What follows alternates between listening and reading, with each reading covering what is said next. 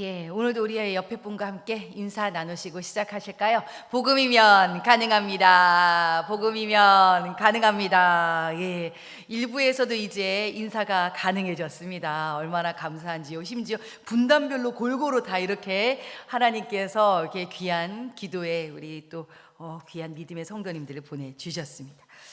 예, 현재 저희가 이제 사복음서 마지막 요한복음까지를 지금 읽어 나가고 있는데요. 사복음서를 하루에 한 장씩 읽어 나가면서요, 우리의 신앙이 그동안 얼마나 많이 왜곡되어 있었는가를 발견하게 되어집니다. 설교자들의 주제 설교와 또 한국 강단의 기복 신앙주의가 우리도 모르는 사이에 인식 가운데에 깊이 자리를 잡았더라고요. 요한복음 16장까지 꾸준히 말씀을 정독하신 분들이라면 여러분, 이러한 기복 신앙이 정말로 우리의 신앙과 얼마나 반대의 지점에 있다라는 것을 여러분 발견하셨을 것입니다. 세상은 높아지려고 할 때 어떻습니까? 신앙은 낮아져서 겸손히 섬기라고 말씀하고 계시죠. 세상은 나를 주장하고 나를 드러내라고 할 때에 신앙은 나를 내려놓고 끊임없이 나를 직면하고 부인하라라고 말씀하고 계시죠. 이렇게 세상과 신앙은 정반대의 지점에 놓여 있다라는 것입니다. 오늘 말씀이요, 어제 15장 마지막 부분과 연결되어서요, 우리는 예수님께 속한 자로서 정말로 이처럼 세상의 반대의 지점이 놓인 자들로 당연히 세상의 미움을 받을 수밖에 없는 존재임을 이야기하고 있죠.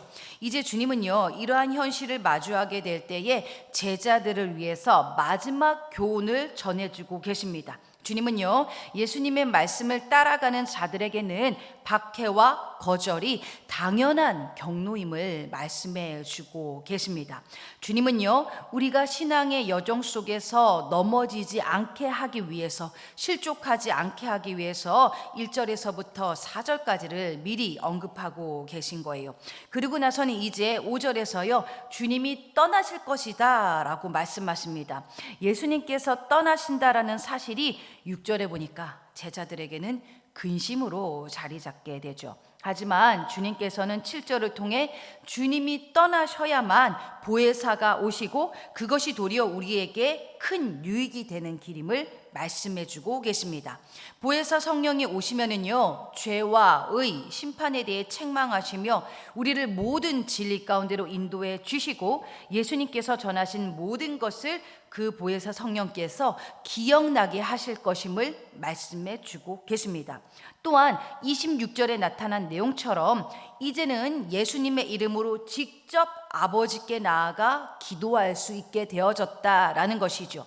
이는요, 단순한 방식의 변화가 아닌 관계의 회복을 뜻하는 것이기도 합니다.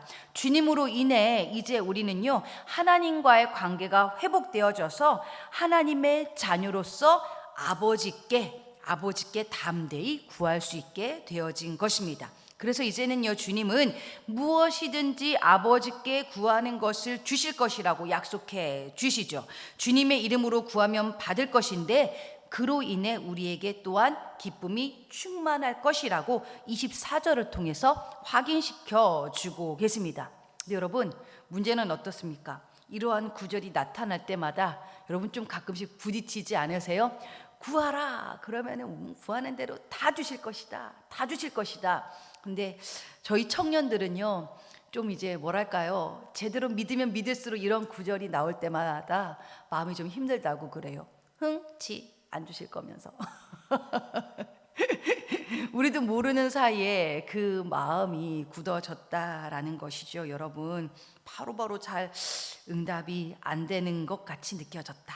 이것은요, 여러분, 하나님과 나와의 친밀한 관계성 안에서요, 내가 아버지의 마음을 알고 간구하며 나아갈 때에 응답해 주시고 그 기도가 이루어지는 것을 경험하게 되어진다라는 것이죠. 여러분, 우리가 어제 서로 사랑할 때 우리에게 기쁨이 충만할 것이라고 하셨는데요, 오늘은 우리가 구하고 받을 때에 우리 기쁨이 충만할 것이라고 말씀해 주고 계십니다.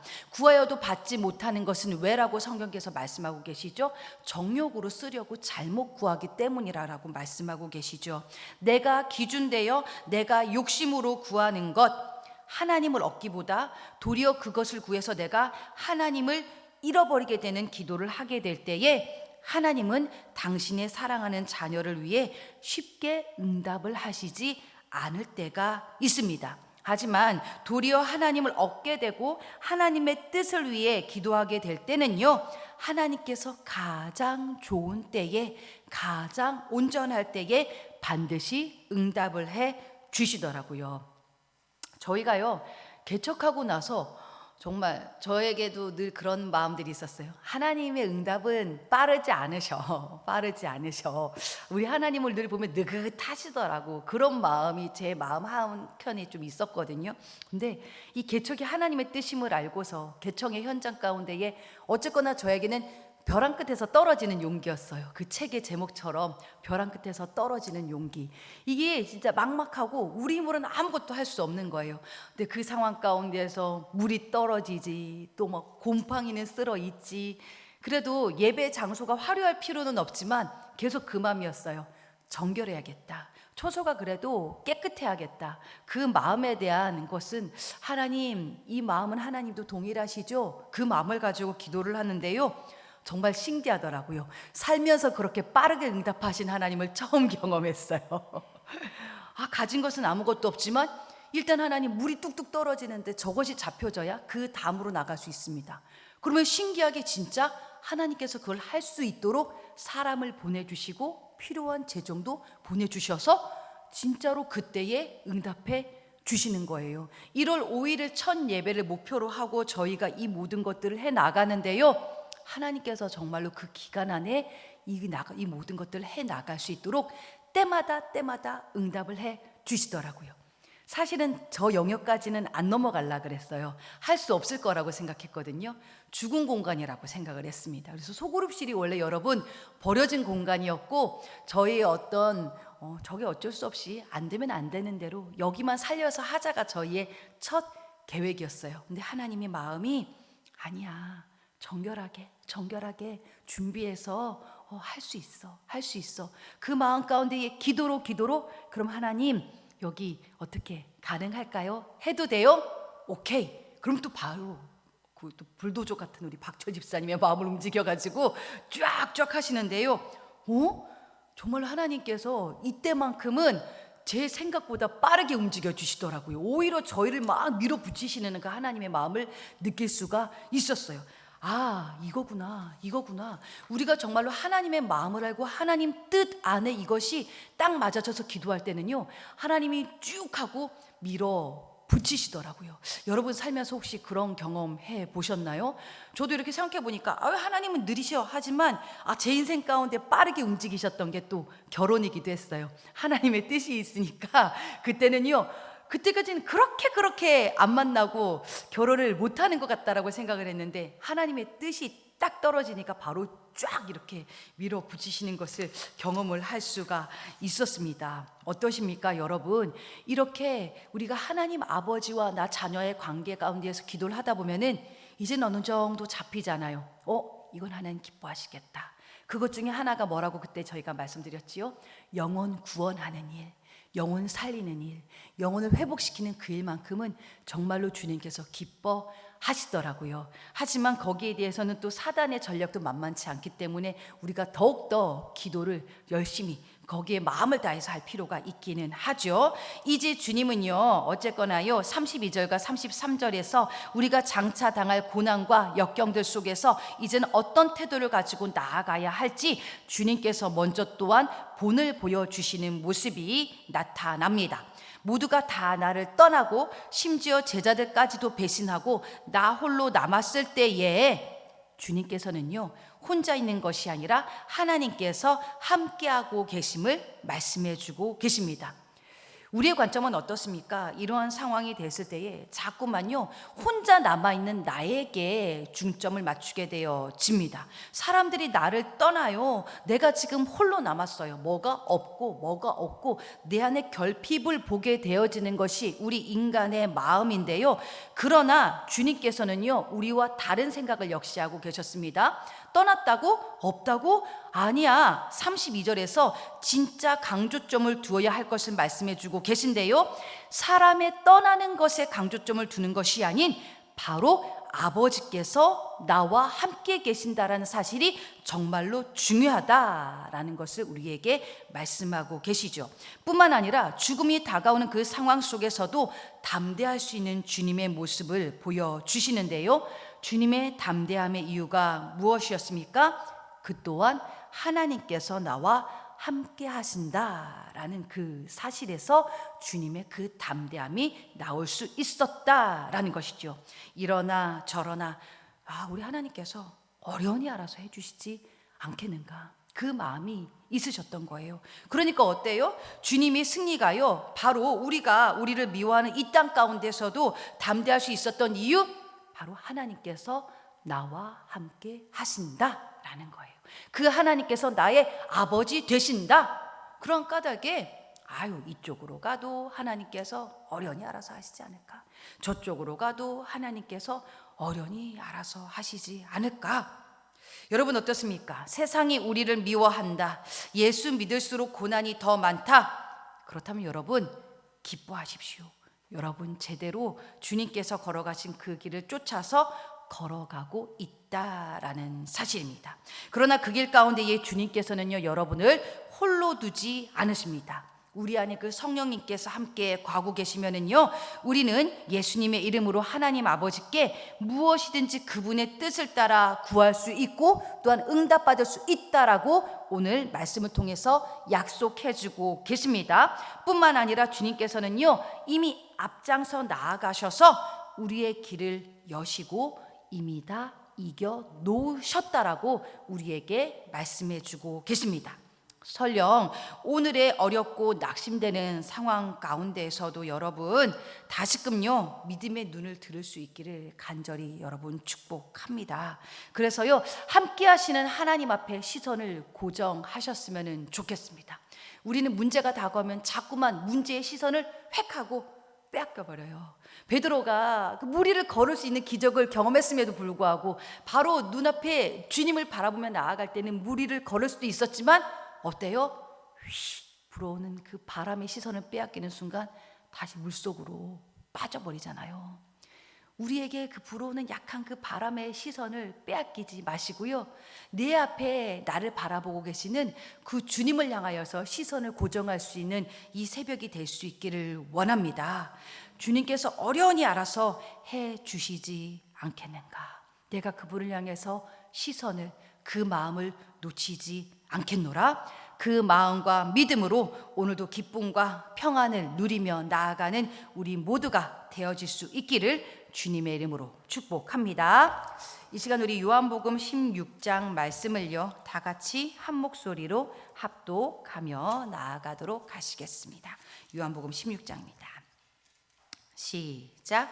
내가 이것을 너희에게 이름은 너희로 실족하지 않게 하려 함이니 사람들이 너희를 출교할 뿐 아니라 때가 이르면 물은 너희를 죽이는 자가 생각하기를 이것이 하나님을 섬기는 일이라 하리라. 그들이 이런 일을 할 것은 아버지와 나를 알지 못함이라. 오직 너희에게 이 말을 한 것은 너희로 그때를 당하면 내가 너희에게 말한 이것을 기억나게 하려 함이요, 처음부터 이 말을 하지 아니한 것은 내가 너희와 함께 있었음이라. 지금 내가 나를 보내신 이에게로 가는데 너희 중에서 나더러 어디로 가는지 묻는 자가 없고 도리어 내가 이 말을 함으로 너희 마음에 근심이 가득하였도다. 그러나 내가 너희에게 실상을 말하노니 내가 떠나가는 것이 너희에게 유익이라. 내가 떠나가지 아니하면 보혜사가 너희에게로 오시지 아니할 것이요, 가면 내가 그를 너희에게로 보내리니 그가 와서 죄에 대하여 의에 대하여 심판에 대하여 세상을 책망하시리라. 죄에 대하여라 함은 그들이 나를 믿지 아니함이요 의에 대하여라 함은 내가 아버지께로 가니 너희가 다시 나를 보지 못함이요 심판에 대하여라 함은 이 세상 임금이 심판을 받았음이라. 내가 아직도 너희에게 이를 것이 많으나 지금은 너희가 감당하지 못하리라. 그러나 진리의 성령이 오시면 그가 너희를 모든 진리 가운데로 인도하시리니 그가 스스로 말하지 않고 오직 들은 것을 말하며 장래일을 너희에게 알리시리라. 그가 내 영광을 나타내리니 내 것을 가지고 너희에게 알리시겠음이라. 무릇 아버지께 있는 것은 다 내 것이라. 그러므로 내가 말하기를 그가 내 것을 가지고 너희에게 알리시리라 하였노라. 조금 있으면 너희가 나를 보지 못하겠고 또 조금 있으면 나를 보리라 하시니 제자 중에서 서로 말하되 우리에게 말씀하신 바 조금 있으면 나를 보지 못하겠고 또 조금 있으면 나를 보리라 하시며 또 내가 아버지께로 감이라 하신 것이 무슨 말씀이냐 하고 또 말하되 조금 있으면이라 하신 말씀이 무슨 말씀이냐 무엇을 말씀하시는지 알지 못하노라 하거늘 예수께서 그 묻고자 함을 아시고 이르시되 내 말이 조금 있으면 나를 보지 못하겠고 또 조금 있으면 나를 보리라 하므로 서로 문의하느냐. 내가 진실로 진실로 너희에게 이르노니 너희는 곡하고 애통하겠으나 세상은 기뻐하리라. 너희는 근심하겠으나 너희 근심이 도리어 기쁨이 되리라. 여자가 해산하게 되면 그때가 이르렀으므로 근심하나 아기를 낳으면 세상에 사람 난 기쁨으로 말미암아 그 고통을 다시 기억하지 아니하느니라. 지금은 너희가 근심하나 내가 다시 너희를 보리니 너희 마음이 기쁠 것이요 너희 기쁨을 빼앗을 자가 없으리라. 그 날에는 너희가 아무것도 내게 묻지 아니하리라. 내가 진실로 진실로 너희에게 이르노니 너희가 무엇이든지 아버지께 구하는 것을 내 이름으로 주시리라. 지금까지는 너희가 내 이름으로 아무것도 구하지 아니하였으나 구하라 그리하면 받으리니 너희 기쁨이 충만하리라. 이것을 비유로 너희에게 일렀거니와 때가 이르면 다시는 비유로 너희에게 이르지 않고 아버지에 대한 것을 밝히 이르리라. 그날에 너희가 내 이름으로 구할 것이요 내가 너희를 위하여 아버지께 구하겠다 하는 말이 아니니 이는 너희가 나를 사랑하고 또 내가 하나님께로부터 온 줄 믿었으므로 아버지께서 친히 너희를 사랑하심이라. 내가 아버지에게 나와 세상에 왔고 다시 세상을 떠나 아버지께로 가노라 하시니 제자들이 말하되 지금은 밝히 말씀하시고 아무 비유로도 하지 아니하시니 우리가 지금에야 주께서 모든 것을 아시고 또 사람의 물음을 기다리시지 않는 줄 아나이다. 이로써 하나님께로부터 나오심을 우리가 믿사옵나이다. 예수께서 대답하시되 이제는 너희가 믿느냐? 보라 너희가 다 각각 제 곳으로 흩어지고 나를 혼자 둘 때가 오나니 벌써 왔도다. 그러나 내가 혼자 있는 것이 아니라 아버지께서 나와 함께 계시느니라. 이것을 너희에게 이르는 것은 너희로 내 안에서 평안을 누리게 하려 함이라. 세상에서는 너희가 환난을 당하나 담대하라. 내가 세상을 이기었노라. 아멘.